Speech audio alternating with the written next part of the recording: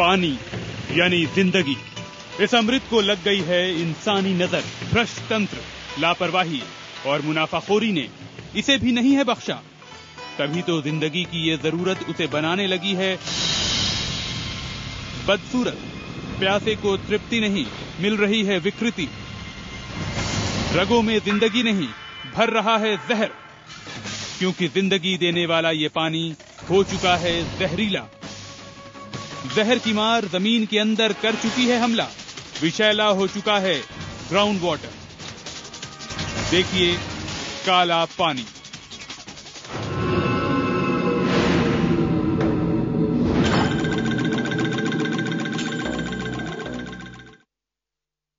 नमस्कार, मैं हूं मनोज राजन त्रिपाठी। आज हम आपके सामने पेश करने जा रहे हैं एक ऐसी तस्वीर जो बेहद भयानक भी है और दर्दनाक भी। असल में यह तस्वीर है पानी की। पानी जो हमारी और आपकी सबसे अहम जरूरत है। लेकिन यह पानी पानी नहीं, जहर बन चुका है। जहर किसी मिनरल वाटर की बोतल में नहीं, जहर किसी पानी के टैंकर या सप्लाई के नल में नहीं। यह जहर बह रहा है जमीन के नीचे। यह हम नहीं कह रहे, इसे बयां कर रही है खुद एक सरकारी रिपोर्ट। देखिए हमारी ये खास खबर।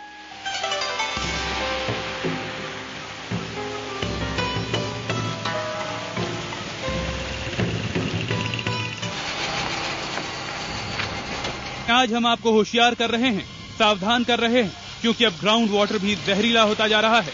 जिस पानी को आप साफ और स्वच्छ समझकर पी रहे हैं, इस्तेमाल कर रहे हैं, हो सकता है वो गंदा हो, जहरीला हो। देश के सबसे बड़े राज्य उत्तर प्रदेश में पानी को परखा गया। राज्य सरकार ने यूनिसेफ के साथ मिलकर एक सर्वे किया। 51 जिलों के हैंडपंप और नलों से 93,000 नमूने लिए गए। आप ये जानकर हैरान रह जाएंगे कि इनमें से 14,675 नमूनों में पानी जहरीला पाया गया। पानी में क्रोमियम, आर्सेनिक और लेड जैसे जहरीले तत्व मिले। इनकी मौजूदगी का मतलब है अमृत कहलाने वाला पानी दरअसल जहर बन चुका है और आपके जिस्म में धीरे धीरे जहर भर रहा है, जिनका असर सबसे पहले आपकी त्वचा और फिर पेट पर पड़ता है। वक्त रहते इस पानी से अगर नहीं बचे तो सांसें बचाना मुश्किल हो जाता है। हम ये भी देखते हैं कि अगर पहले स्टेटा पर दूसरे स्टेटा पर आर्सेनिक ज्यादा है तो हम कितना नीचे जा सकते हैं। अगर हमारे लिए उतना नीचे जाना मुमकिन है तो हम उतना नीचे जाते हैं और उसके लिए साफ पानी लेकर आते हैं। इस सर्वे के मुताबिक बहराइच, गोंडा, मुरादाबाद, शाहजहांपुर, गाजीपुर, लखीमपुर, कानपुर, गोरखपुर, कौशाम्बी, सीतापुर जैसे 1.5 दर्जन जिलों में जमीन के नीचे पानी में आर्सेनिक, लेड और क्रोमियम जैसे जहरीले तत्व घुल चुके हैं। iWin7 की टीम ने इस रिपोर्ट को अपना रोड मैप बनाया और निकल पड़ी सर्वे की सच्चाई जानने। सबसे पहले हम पहुंचे तराई इलाके लखीमपुर। रास्ते में बाराबंकी, हरदोई का भी हमने जायजा लिया, लेकिन पाया कि जो हालात इस बेल्ट में लखीमपुर में हैं, वैसे इससे सटे इलाकों में नहीं। देखिए कैसे इस हैंडपंप का पानी पीला पड़ रहा है। यहां लोगों को सफेद दाग हो गए हैं, बच्चों के पेट फूले रहते हैं और तो और रोजमर्रा के जेवर और बर्तन भी इस पानी की वजह से काले पड़ गए हैं। लखीमपुर के पलिया ईसानगर, धौरहरा और निघासन की करीब 165 बस्तियों की लगभग 1.25 लाख आबादी इस पानी के कहर से जूझ रही है, पर सुनने वाला कोई नहीं। सुरक्षित नहीं है और इस पानी से भी नाखून गल रहे हैं, सफेद निशान हो रहे हैं, पेट में कीड़े हैं, गैस की बीमारी है, आज बहुत सी बीमारियां फैल रही इनसे। अच्छा, क्या लोगों के हाथ पांव गलते भी हैं आसपास के तमाम गांवों में? तो हाँ, गलते भी हैं, हाथ पैर, नाखून खत्म होते हैं, ये उंगलियां खत्म होने लगती हैं धीरे धीरे करके, और फसल में भी बहुत नुकसान होता है। मेरे संज्ञान में आई है तो इसमें मैंने पूरी रिपोर्ट जल निगम से मांगी है और इसमें और क्या किया जा सकता है। शैलो हैंडपंप बदायूं विभाग में लगाए जा सकते हैं और उनके लिए कोई और सेफ वाटर सोर्स के लिए हम लोग बात कर रहे हैं।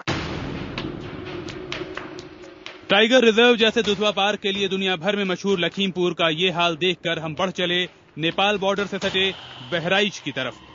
यहां तो हालात और भी खराब दिखे। इस हैंडपंप को देखिए, इस पर लाल निशान लगा है, यानी यहां का पानी जहरीला है। जगह जगह चेतावनियां भी लिखी हैं, लेकिन लोग इसी पानी को पीने के लिए मजबूर हैं। करीब 1.5 दर्जन इलाकों की लगभग 90,000 आबादी इस जहर से जूझ रही है। जिन हैंडपंपों में आर्सेनिक की मात्रा अधिक है 50 पीवी से अधिक, उसको निवारण के लिए यहाँ पर जो है प्लांट लगाया गया है ताकि जो लोग जो है 50 पीवी से कम का पानी पीजिएगा, जो उनके लिए सुरक्षित पानी है। तो 792 जो लगाए गए वो कुल 4 से 38 गाँव में लगाए गए हैं। लोगों को इस जहर से बचाने के लिए कुछ योजनाएं चलाई गई हैं, जैसे बहराइच में बैंप, लेकिन आर्सेनिक की मौजूदगी के आगे ये कोशिशें बेहद बौनी साबित हो रही हैं। फिलहाल तफ्तीश इस बात की चल रही है कि क्या ये आर्सेनिक किसी दूसरी जगह से बहकर बहराइच के जमीनी पानी में तो नहीं घुल गया। क्या इस जहर को काबू करने में सरकारी मशीनरी नाकाम साबित हो रही है। मनोज राजन त्रिपाठी, बहराइच, IBN 7। पानी में आप अपनी शक्ल देख सकते हैं, लेकिन जहर बन चुके इस पानी में सिर्फ मौत का अक्स नजर आता है, क्योंकि इस पानी पर असल में हमको भरोसा होता है। भरोसा इस बात का कि यह पानी जमीन से निकला है, लिहाजा साफ होगा, निर्मल होगा, पानी की जगह जल होगा। मगर अब हम आपको दिखाएंगे इस जहर का कहर, कैसे इस जहर ने एक मजबूर आबादी को बर्बाद करना शुरू कर दिया है, फूलों की फसलों को जलाकर राख करना शुरू कर दिया है।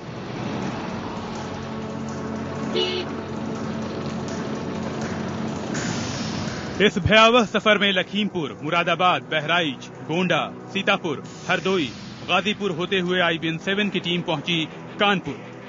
कानपुर के गंगा किनारे बसे 1 दर्जन से ज्यादा इलाकों में मौजूद आबादी और वहां के हालात को देखकर हम चौंक गए।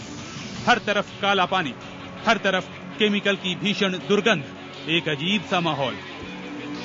कराहते लोग, बदतर हालात में जीते लोग, किसी के पांवों की अंगुलियां गल चुकी हैं तो किसी के का कहर, किसी के पैर फूल चुके हैं तो कोई खुद को इस कहर की बदसूरती से बचाने की कवायद में जुटा दिखा। पानी पीने से लॉन्ग टाइम में स्किन पर चकत्ते पड़ जाते हैं, हथेलियों में, तलुओं में, और धीरे धीरे ये शरीर के भीतरी महत्वपूर्ण अंगों को प्रभावित करता है, जिससे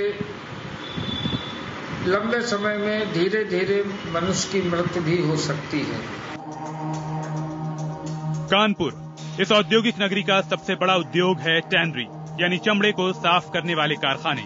यहाँ के शेखपुर, वाजिदपुर, जाना, मवैया, पेयोंदी, जूहीगढ़ा, नौरैया खेड़ा, रनिया, राखी मंडी वो इलाके हैं जहाँ पानी के नाम पर सिर्फ बीमारियों के घूंट गले के नीचे उतरते हैं। अंडरग्राउंड वाटर का जो पोल्यूशन लेवल बढ़ता जा रहा है ड्यू टू वेरियस रीजन्स, आपने अभी जैसे कहा है, उसके कारण ही अब सरफेस वाटर पर मैक्सिमम डिपेंडेंस करने की एक नीति बनाई गई है। कानपुर में पोल्यूशन का बेसिक रीजन तो एक है जो वर्ल्ड नोन है, मैं IMS से, कि that is tanning industries. Sewer के जिस पानी को ये खाद समझते थे वो अब क्रोमियम की बाढ़ बनकर आती है, क्योंकि अब टैनिंग क्रोमियम के जरिए होती है। ये जहर जमीन से रिस कर नीचे वाटर टेबल में जा पहुंचा है और जमीनी पानी में लगातार जहर घोल रहा है। इस जहर से यहाँ के डॉक्टर परेशान हैं तो भूगर्भ जल के विशेषज्ञ हैरान। जो चमड़े से जो वेजिटेबल जो निकलती थी, मतलब जो चर्बी निकलती थी या और कुछ जो भी निकलता था, इट वाज लेस टॉक्सिक और वो ज्यादा जो है नाइट्रोजन उसमें ज्यादा था, जिसके कारण उसकी खेती अच्छी होती थी। अब चूंकि नाइट्रोजन कंटेंट बिल्कुल खत्म हो गए हैं, इसके कारण वहां पर खेती नहीं हो पा रही। यहाँ आपको बताना जरूरी है कि सर्वे में सबसे खतरनाक स्तर तक क्रोमियम कहीं पाया गया है तो वो कानपुर में। यहाँ पर करीब 116 टैनरियों को बंद कराया जा चुका है, 32 टैनरी की बिजली काटी जा चुकी है, 9 टैनरी मालिकों को सजा भी दी जा चुकी है, लेकिन फिर भी हालात में सुधार नहीं हुआ है।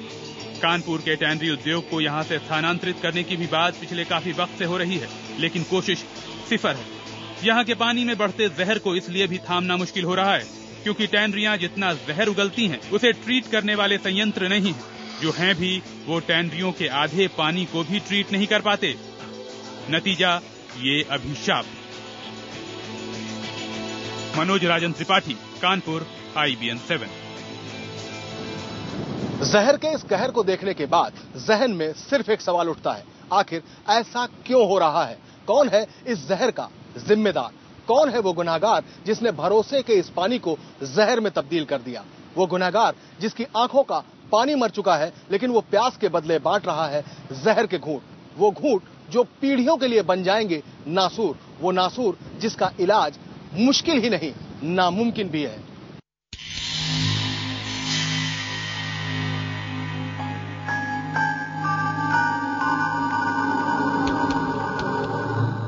यूपी के एक बड़े हिस्से में जमीनी पानी का जहर बन जाना और इंसानी जिंदगी में जहर घोलना जारी है। IBN7 की टीम ने ग्राउंड वाटर के साथ हो रहे इस खिलवाड़ की पड़ताल की तो हमें इसके सबूत जमीन पर जगह जगह देखने को मिले।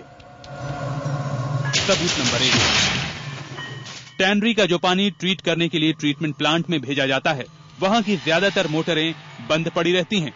कर्मचारी और अधिकारी पूरी क्षमता से प्लांट को चलाते ही नहीं। यही वजह है कि ये पानी नालों से बह बहकर खेतों तक जाता है और धीरे धीरे वापस जमीन में समा जाता है। अभी रिसेंटली वी हैव डिसाइडेड कि CCTV कैमरे भी लगाए जाए वहां, जिससे कहीं अगर कोई बात ऐसी हो तो उसको इमीडिएट कंट्रोल किया जा सके। सबूत नंबर 2, सरकारी महकमों की जानलेवा लापरवाही। ये देखिए, काली मिट्टी के केक की शक्ल में 10 एकड़ में फैले पड़े इस जहर को।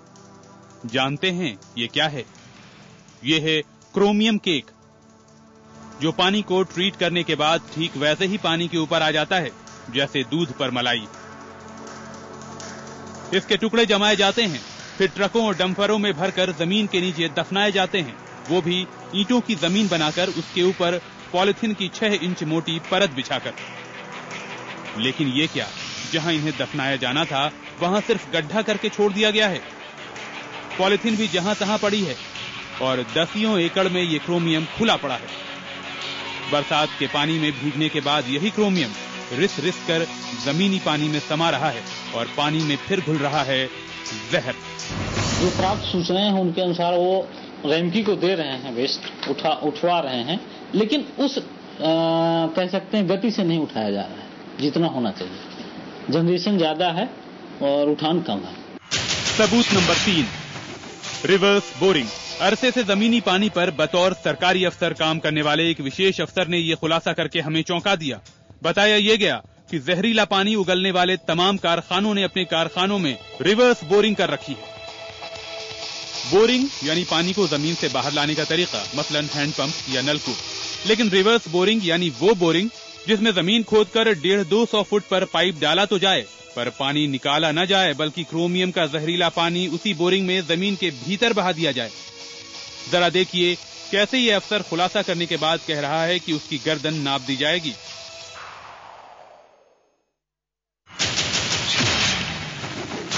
बोरिंग इसलिए की जाती है कि सपोज कीजिए कि कोई टेंडरी वाला 300 हाइट्स पर डे प्रोसेस करता है, जिसका कि उसको कि पूरा का पूरा पैसा गवर्नमेंट टैक्सेशन में जाएगा।